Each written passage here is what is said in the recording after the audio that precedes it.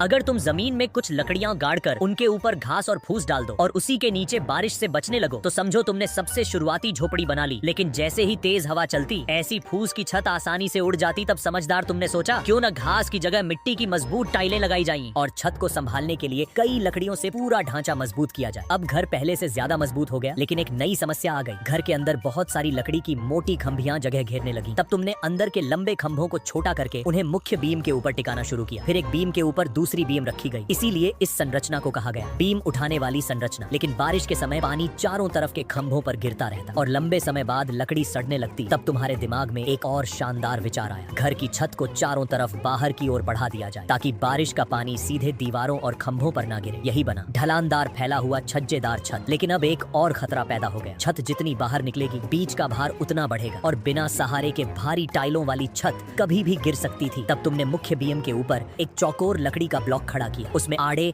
और सीधे खांचे काटे गए। यही था डो। फिर उसमें आड़ी लकड़ियां और लंबी निकली हुई सपोर्ट बीम फिट की गई। आड़ी हिस्से पूरे ढांचे को जोड़कर मजबूत करते, जबकि आगे निकले हिस्से छत को और दूर तक सहारा देते। एक परत के ऊपर दूसरी परत धीरे धीरे बाहर की ओर फैलती चली गई। बधाई हो, तुमने बना लिया था प्राचीन वास्तुकला का महान चमत्कार डोगोंग। अब अगर तुम इसके नीचे एक और परत वाली छत जोड़ दो तो बधाई हो, तुमने डिजाइन कर दिया भव्य दोहरी छत वाला पारंपरिक महल।